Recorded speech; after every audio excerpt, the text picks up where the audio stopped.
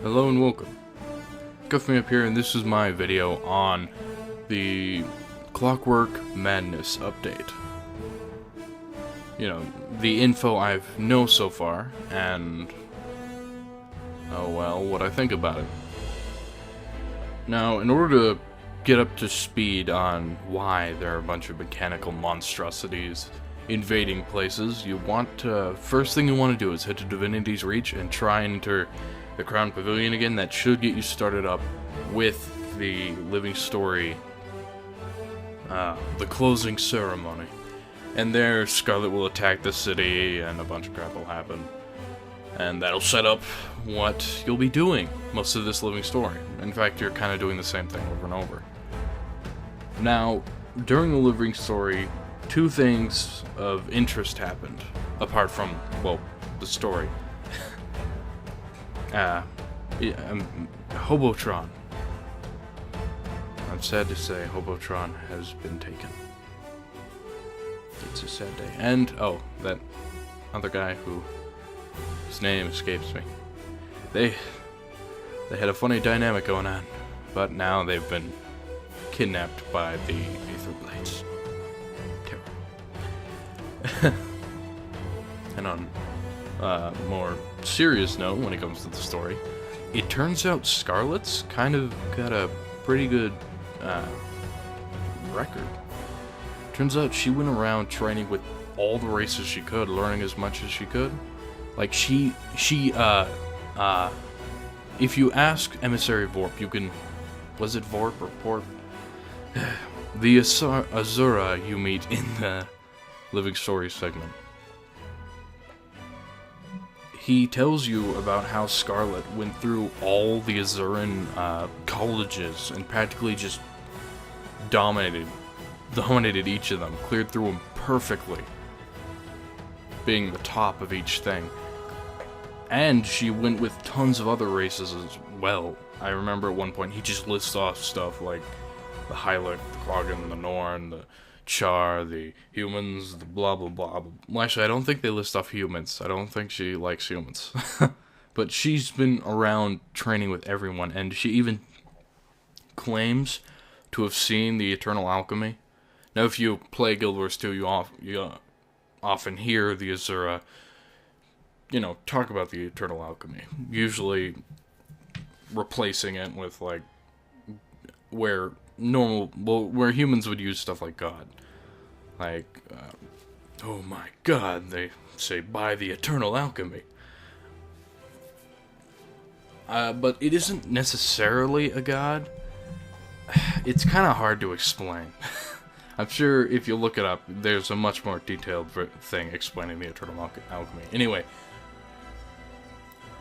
he will tell you that by knowing the Eternal... Well, if someone actually can see the Eternal Alchemy, like she claims to see the Eternal Alchemy, then that would be like knowing everything. Like, you just know how the universe works.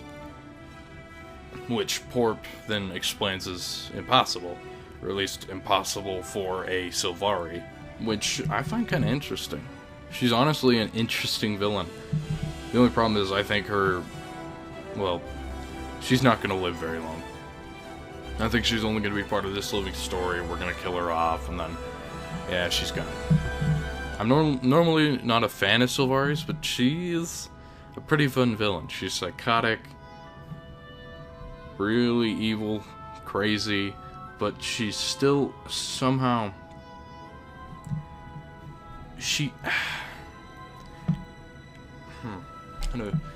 It's just the fact that she's apparently trained with everyone, that she claims to know everything. It seems like having a conversation with her, like if you were an Aether Blade as well, and just sitting down and having a conversation with her would be incredibly interesting.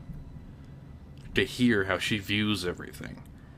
But I don't think we're going to get that. Anyway, after the Living Story segment, you will get a little communicator to talk directly to Emissary Vorpp, or Porpp. I can't remember which one. It involves a lot of P's and and maybe a V. Anyway, after you talk to Emissary, well, after you get the communicator, he will tell you to head over to Gendaran Fields near the Ascalon settlement. Now from there, you just want to open up your map, and you should see a little living story star. Head to that, and then he'll say there's a witness there who's talking about blah blah blah. Basically, just hit your map button again, then go to that other living story star, and that should get you started up on why or how she's invading all these different areas. Now, from there, you pretty much just want to wait in Lion's Arch, or Arch. Apparently, it's bothering people. You want to wait in Lion's Arch until, well, next to where your achievements and dynamic events usually are being, informed to you, there's also a living story segment. And whenever they are assaulting or invading a place, that will tell you. That will tell you the location. And the moment you see a name of a location in that, run there and start just following the mini zergs that will be there and kill everything. If you get caught in an overflow, things should still go pretty smoothly because it has kind of it starts up its own little chain, and usually there's plenty of people to get it done. With every overflow server I've been in, things have gone smoothly. Now, all you need to do is participate in 5 of these invasions and be there near the end. And that's when Vorpp will collect the data through the communicator thingy he gave you. And you need to do that 5 times. I've only done it twice because, well, Saints Row 4 is a distracting and very, very fun game. I got your back.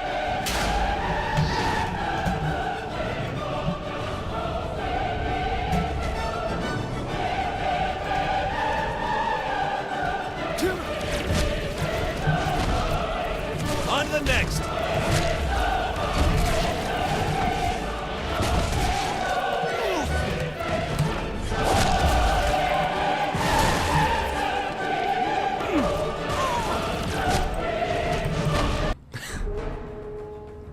Anyway, after you get all 5 of those done, I believe that that's when you get access to the funbox, and that's where you get to fight Scarlet and save Varen, who falls during a cutscene. At first, I thought he just died, because that's a pretty high fall, and he's a pretty normal dude. So I thought they just killed him off, but I guess he is part of the personal story for humans, for rich humans, I believe.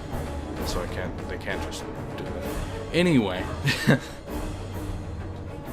yeah, that is all I know about it. Now for my opinion. It's honestly pretty cool. I like it.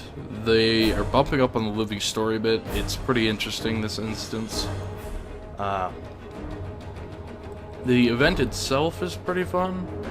Although, it seems that when you get a bunch of people in a big zerg like that, where they're zerging the entire area, it seems people seem to fight over the dumbest things.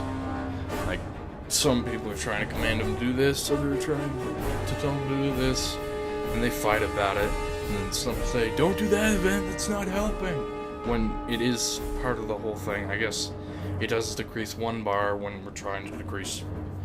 Well, you have to decrease both. I don't know why everyone's so mad when people just go for the minions or are mainly going for Aether Blades. As long as both are getting attacked, you should be good, considering there are so many people on the server. So just calm down, people. It'll most likely get done. That server's filled to the brim with people. You should be good. So yeah, the event's pretty cool. I like it. They're bumping up the living story and stuff. And yeah, I believe that's everything I have to say on info about it, information about it, and opinions. Yeah. Thanks for watching, and I will see you all next time.